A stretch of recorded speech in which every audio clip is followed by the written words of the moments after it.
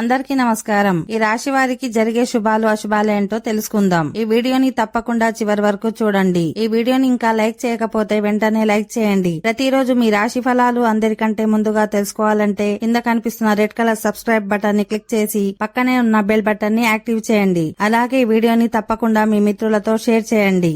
ఈ రాశి వారికి ఈ రోజు తమ ఇంటికి సంబంధించిన ముఖ్యమైన పనులను పూర్తి చేయడానికి సోమరితనం వదిలేయాలి. లేకపోతే భవిష్యత్తులో మీరు సమస్యలను ఎదుర్కోవాల్సి ఉంటుంది. విదేశాల నుండి వ్యాపారం చేసేవారికి ఈరోజు కొన్ని శుభవార్తలు రావచ్చు.